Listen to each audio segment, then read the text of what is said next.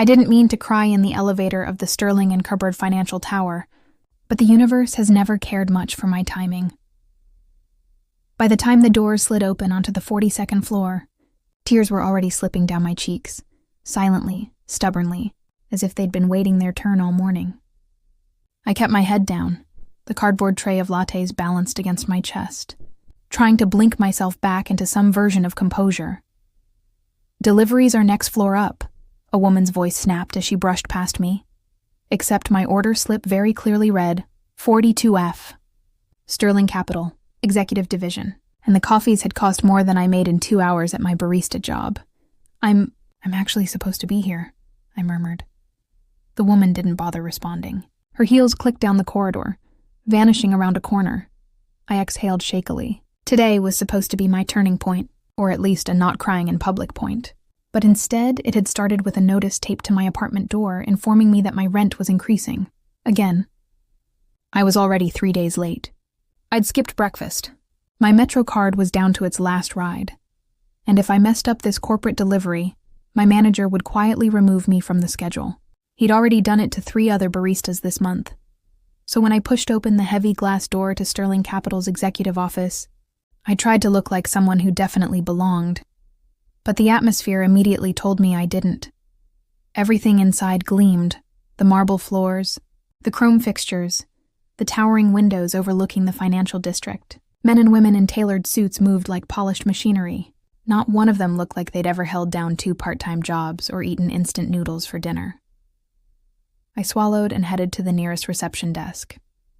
A woman with perfect hair looked up at me with the polite disdain usually reserved for people who tried to return used underwear.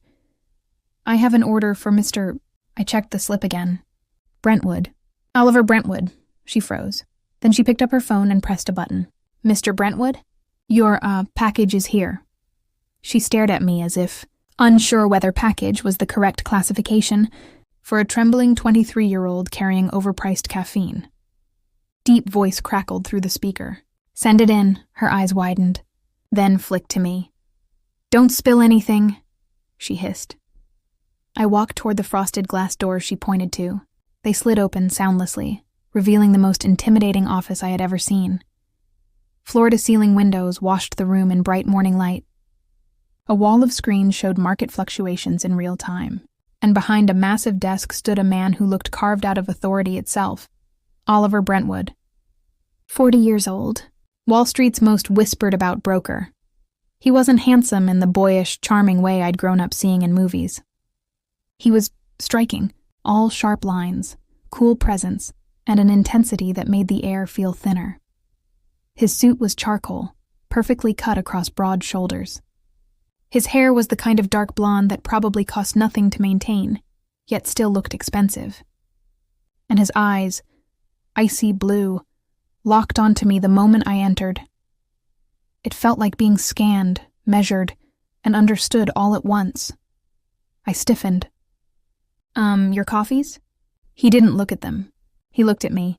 "Where's Jeremy?" he asked. "Who's Jeremy?" "My assistant." "Oh," I blinked. I don't know. I just deliver the drinks." Brentwood stepped closer, his expression tightening. "Let me see the order slip."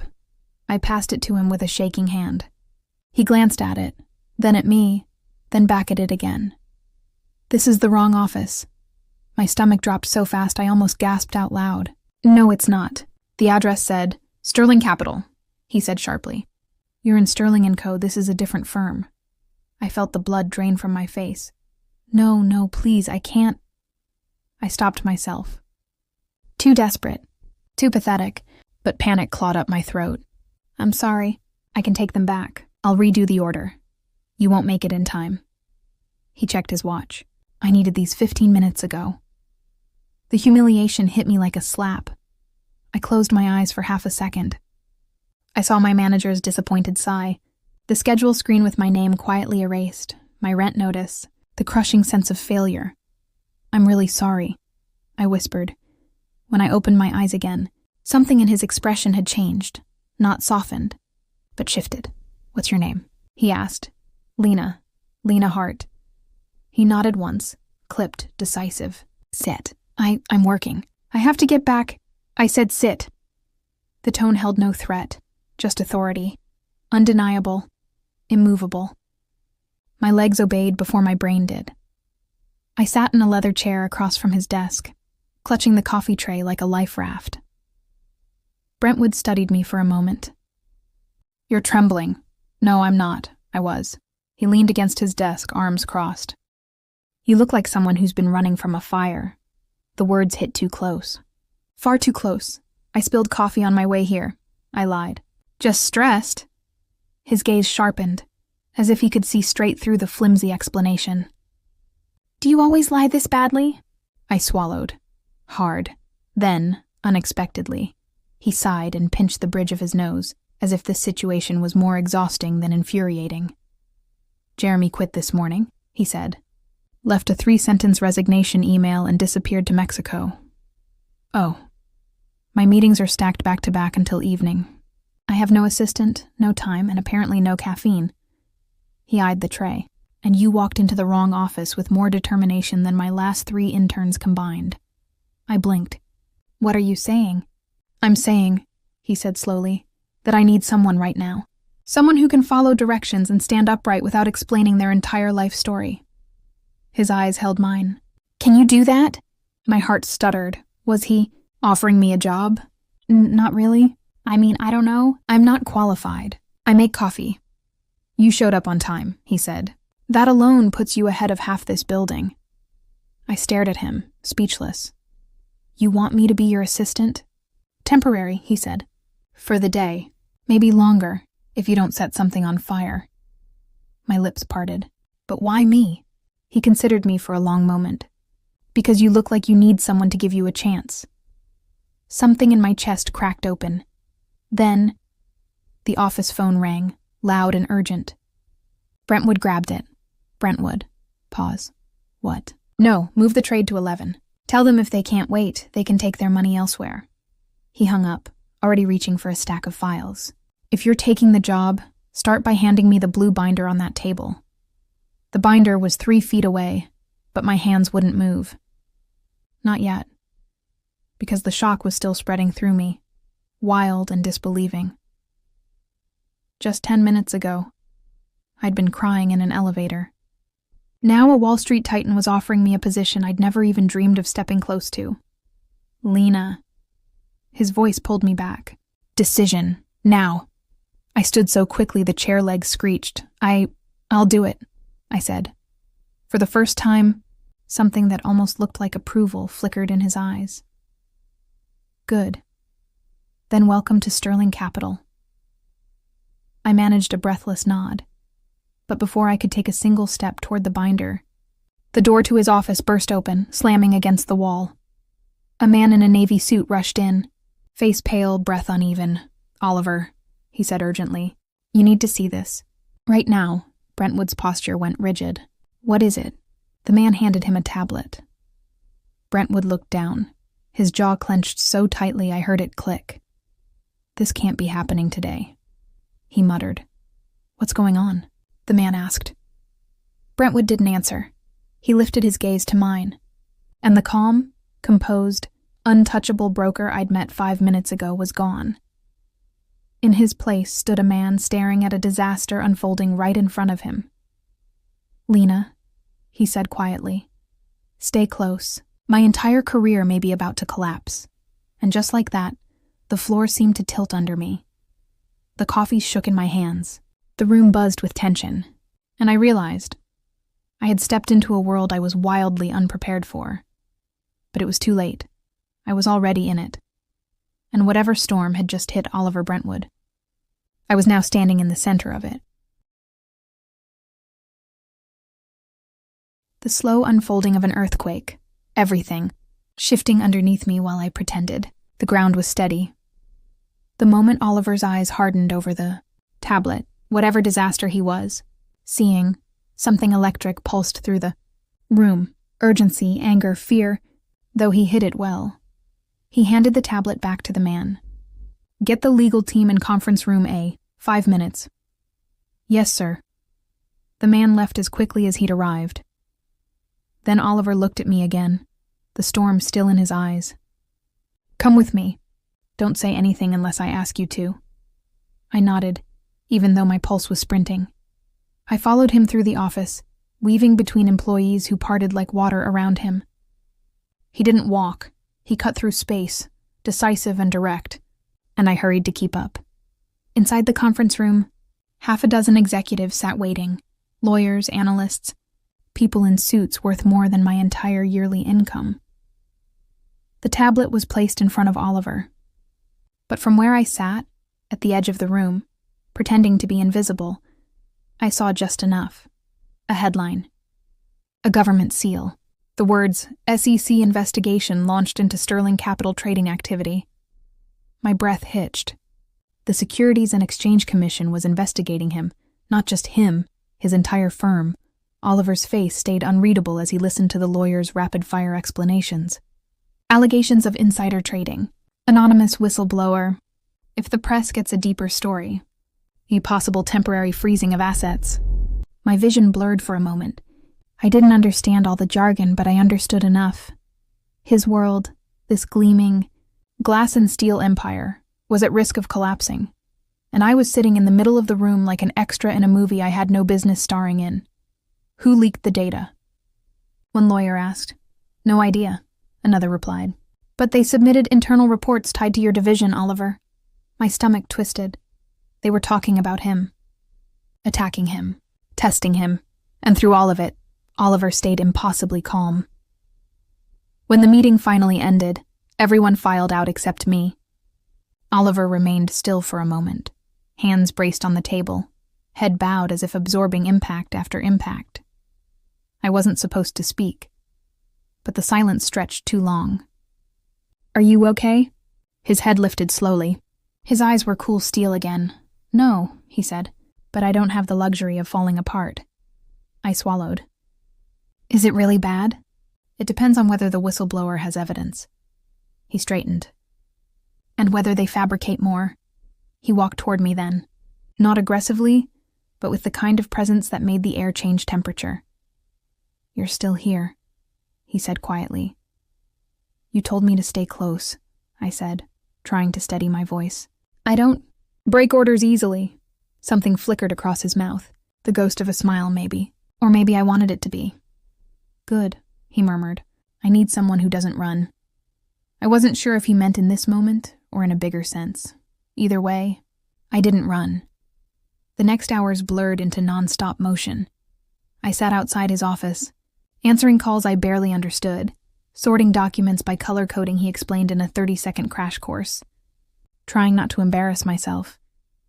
But every time I glanced through the office window, I found him, tall, controlled, working like a man determined to hold back a tidal wave with his bare hands. He never raised his voice, never panicked, never lost command, and I couldn't look away. Late in the afternoon, he stepped out of his office, loosening his tie just a fraction. His gaze found me instantly.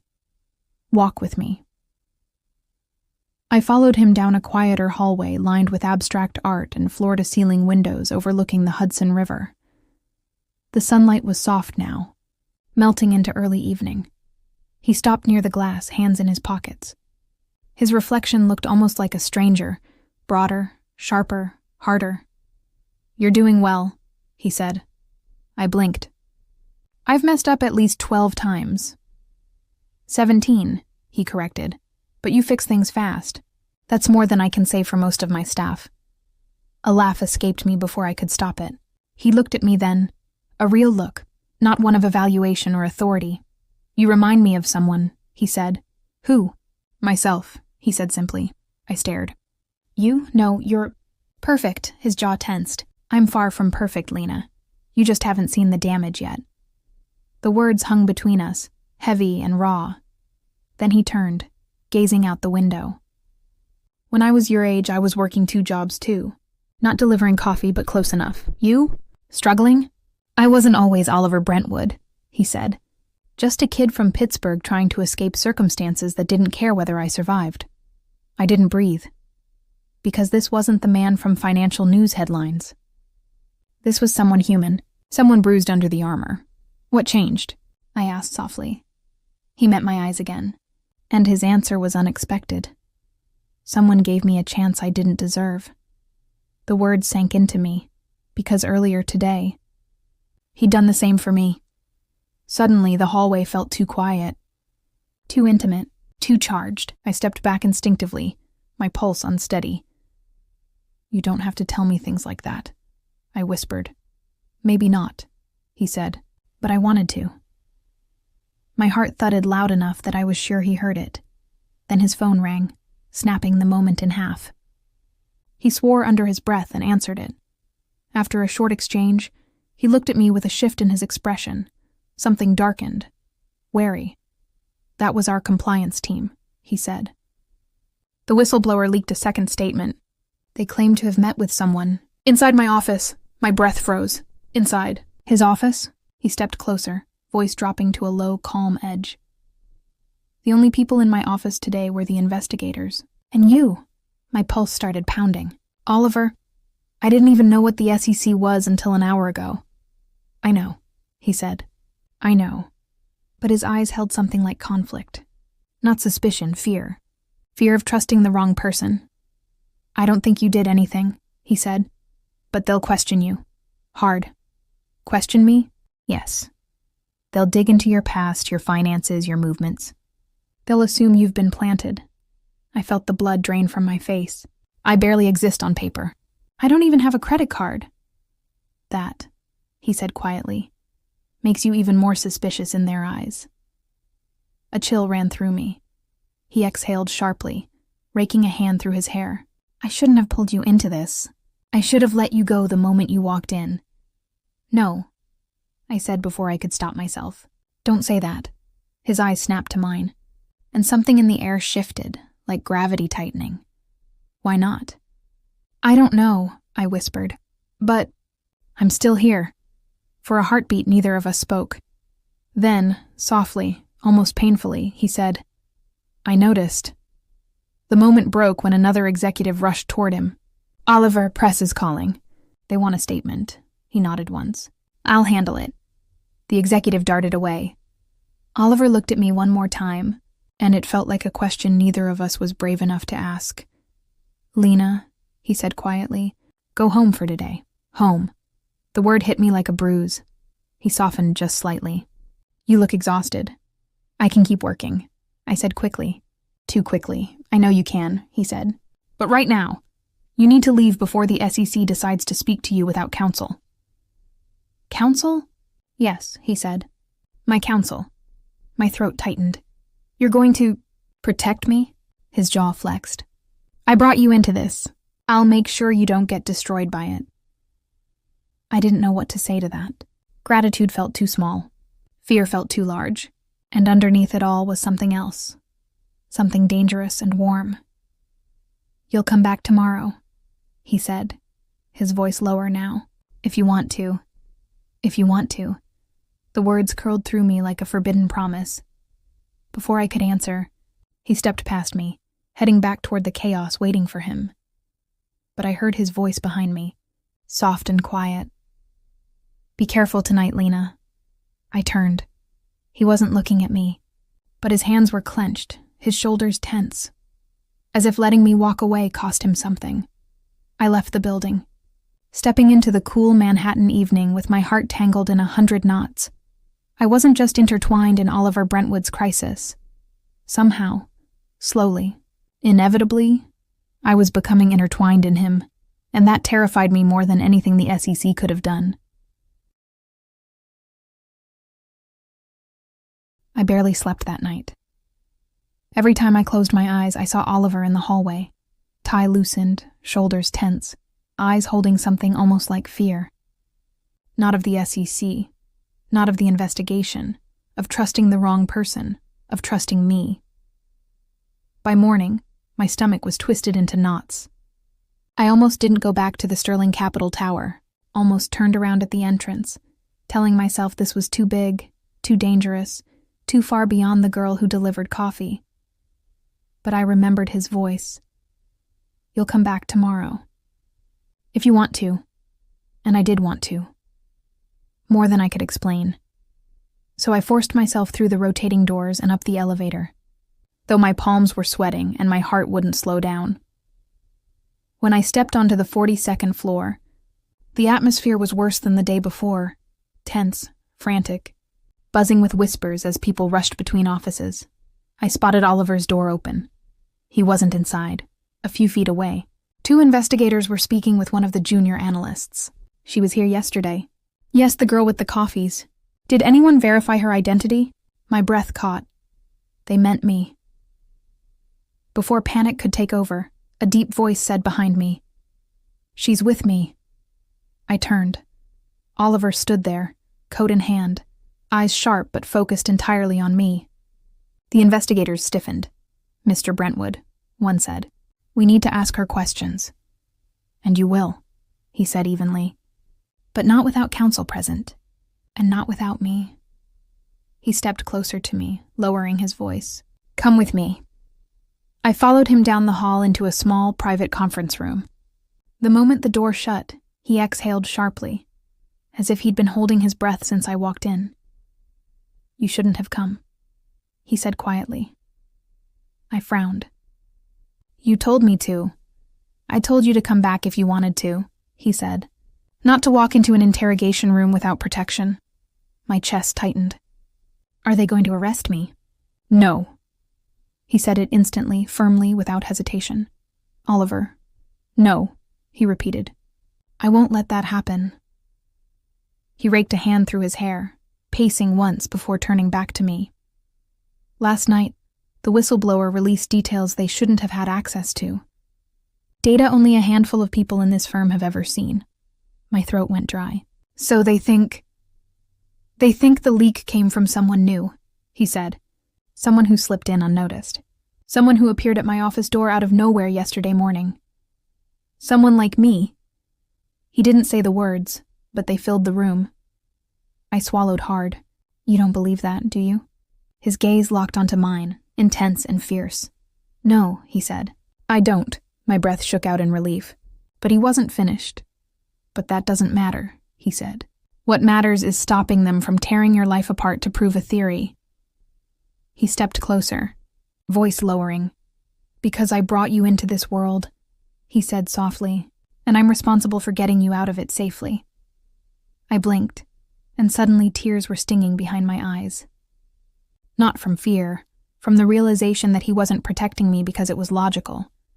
He was protecting me because he cared. "Oliver," I whispered. But before I could say anything more, a sharp knock sounded. "Mr. Brentwood," someone called. "They're ready for her." I froze. Oliver didn't. His hand closed around mine, steady, grounding, absolutely unwavering.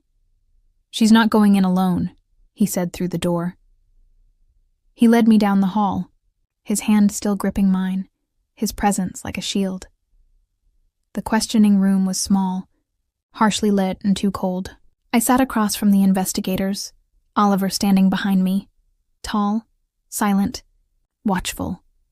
They asked me everything: where I lived, where I worked, why I came to this building, why I'd walked into his office, why Oliver had hired me. At one point, my voice broke when I admitted how desperate I'd been, how scared I was of losing my job at the cafe, how humiliating yesterday had been. Silence followed. Then one investigator leaned forward. "We have camera footage from yesterday. It shows you entering the wrong building. You didn't appear to be meeting with anyone." I felt Oliver tense behind me. "And," the investigator added, "the whistleblower's claims don't match your timeline at all." I blinked. "Meaning?" "You're cleared," she said. "You can go." I exhaled so fast my vision blurred. Oliver placed a hand on my shoulder. Warm and steady. "Thank you," he said curtly to the investigators. He guided me out before they could say another word. When the door closed behind us, I finally let myself breathe, but Oliver didn't look relieved. He looked furious. "Someone did this intentionally," he said. "Someone used your presence as a distraction. Why me?" "Because you're vulnerable," he said. "And because He cut himself off. I turned toward him. "Because you what?" His jaw flexed. His eyes flicked away, then back. "Because I reacted when you walked in yesterday," he said quietly. "More than I should have. And someone saw that. The confession lodged somewhere deep inside me, warm and aching. "Oliver," I whispered, "I didn't mean to make your life harder." "You didn't," he said instantly. "You made it chaotic. You made it inconvenient. But you didn't make it worse." His voice softened. "You made it different. Different. I didn't know if I wanted to run or step closer, but he made the choice for both of us. Come on," he said gently. "There's something you need to see." He led me to his office, closed the door, and handed me a printed report. "The whistleblower," he said, "was one of my senior partners. He doctored internal reports to make it look like I was manipulating trades." I stared at the page, heart pounding.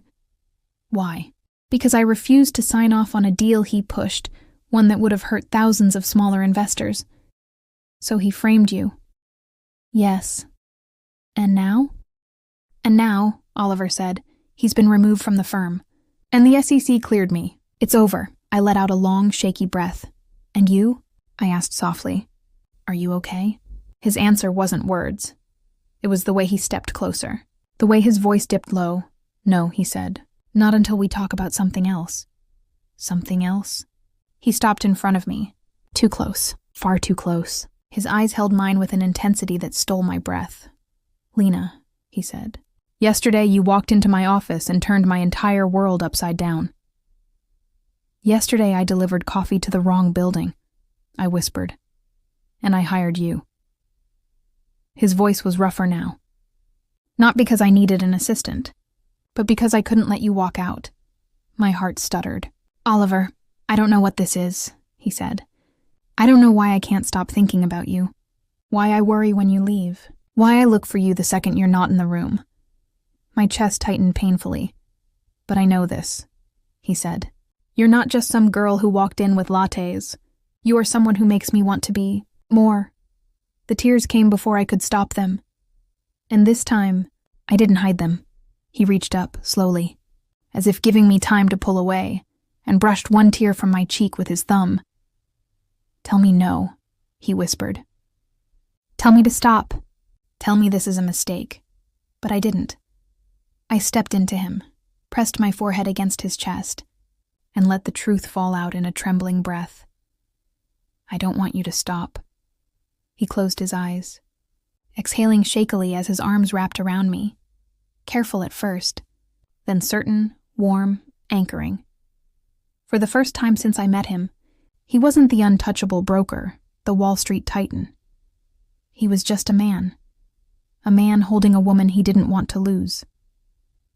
Later that evening, when the office finally emptied and the city lights began glowing over the river, we stood together in front of the window. "What happens now?" I asked softly. He looked at me with something both fierce and tender. "Now," he said, "I offer you a real job. Not because I need you, but because I want you here, in my world, in my life, and us," I whispered. His smile was small, genuine, devastating. "Us," he said, "is the part I'm not willing to lose." The city stretched endlessly beyond the glass, bright and alive, but for the first time in a long time, I wasn't looking for a place to belong. I had already found it. Right here. With him. Oliver pressed a gentle kiss to my forehead, his hand warm against my back. "Lena," he murmured, "you changed my life overnight." A quiet, breathless laugh escaped me. "You changed mine first." And in that high-rise office overlooking New York, bathed in the glow of a city reborn, we stayed wrapped in each other, choosing trust, choosing hope, choosing love, choosing us. If you enjoyed this story, make sure to subscribe so you never miss the next emotional age gap romance. Comment your favorite part, the moment that made your heart race. Break or melt, I read every single one. And share this story with someone who loves addictive, heart-gripping romance as much as you do. Your support means everything.